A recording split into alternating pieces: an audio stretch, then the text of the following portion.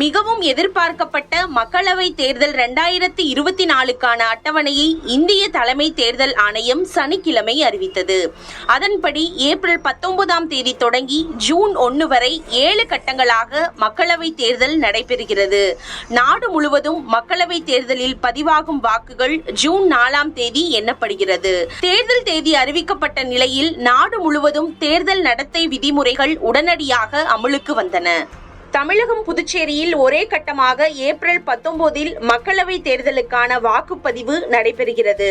தமிழகம் மற்றும் புதுச்சேரியில் மார்ச் 20இல் வேட்புமனு தாக்கல் தொடங்குகிறது. மார்ச் 27இல் வேட்புமனு தாக்கல் நிறைவு பெறும். வேட்புமனு பரிசீலனை மார்ச் 28இல் நடக்கும். வேட்புமனு திரும்ப பெற கடைசி நாளாக மார்ச் 30ஆம் தேதி அறிவிக்கப்பட்டுள்ளது. அதன் பின்னர் வாக்குப்பதிவு ஏப்ரல் 19இல் நடைபெறும்.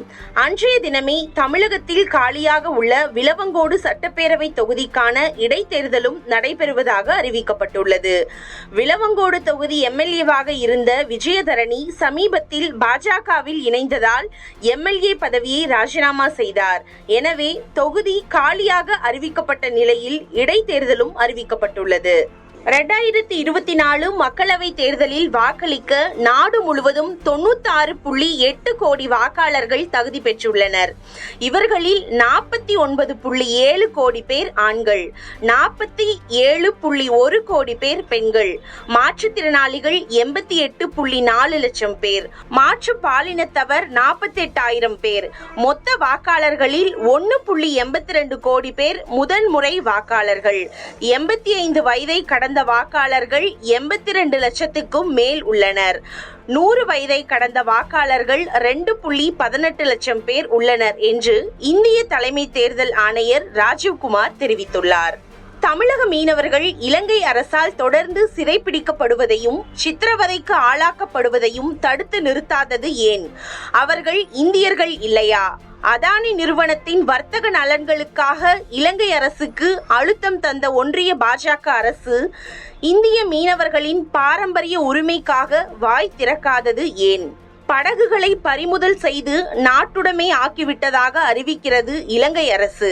இந்திய அரசு இதை அதிகாரப்பூர்வமாக வெளிப்படையாக கண்டிக்காதது ஏன் என்று கேள்விகளை அடுக்கிய முதல்வர் ஸ்டாலின், விஸ்வகுரு என மார்த்தட்டிக் கொள்ளும் பிரதமர் மௌன குருவாக இருப்பது ஏன்? தன் சொந்த இயலாமையை மறைக்க திமுக மீது சேற்றை வாரி இறைக்கும் கபட நாடகத்தை எங்கள் மீனவர்கள் தோலுரிப்பார்கள் என்று சாடியுள்ளார். தேர்தல் முடிவுக்கு பிறகு ஆளுநரின் தனி ராஜ்யத்துக்கு முடிவு கட்டப்படும். பொன்முடி அமைச்சராக பதவியேற்பதில் எந்த தடையும் இல்லை. தேர்தல் தேதி அறிவித்தாலும் தேர்தல் ஆணையத்திடம் தகவல் தெரிவித்து பதவியேற்பு விழா நடத்தப்படும் என தமிழக சட்டத்துறை அமைச்சர் ரகுபதி தெரிவித்துள்ளார். தமிழகம் என்பது பாஜகவின் எதிர்ப்பு பூமி. தமிழக மக்கள் எந்த காலத்திலும் பாஜகவை ஏற்றுக்கொள்ள மாட்டார்கள். மக்களவை தேர்தலில் 10 ஆண்டுகால ஒன்றிய பாஜக அரசின் தமிழக விரோத போக்கிற்கு சரியான பாடத்தை புகட்டுவார்கள் என்று தமிழக காங்கிரஸ் தலைவர் செல்வ பெருந்தகை தெரிவித்துள்ளார். குடியுரிமை திருத்தச் சட்டம் அமல்படுத்தப்பட்டிருப்பதற்கு தடை விதிக்க கோரி அசாதுதீன் ஓவைசி உச்சநீதிமன்றத்தில் மனு தாக்கல் செய்துள்ளார்.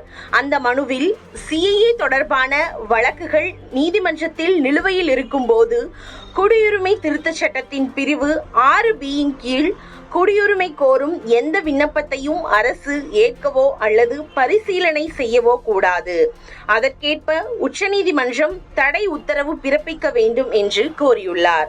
டெல்லி மதுபான கொள்கை வழக்கில் அமலாக்கத்துறையினரால் கைது செய்யப்பட்டுள்ள தெலுங்கானா முன்னாள் முதல்வர் சந்திரசேகர ராவ் மகளான கவிதா டெல்லி ரேஸ் அவென்யூ நீதிமன்றத்தில் சனிக்கிழமை காலை ஆஜர்படுத்தப்பட்டார். அமலாக்கத்துறை சம்மன்களுக்கு ஆஜராகாததை எதிர்த்து தொடரப்பட்ட வழக்கில் அரவிந்த் கெஜ்ரிவாலுக்கு ஜாமீன் வழங்கி டெல்லி ரோஸ் அவென்யூ நீதிமன்றம் உத்தரவு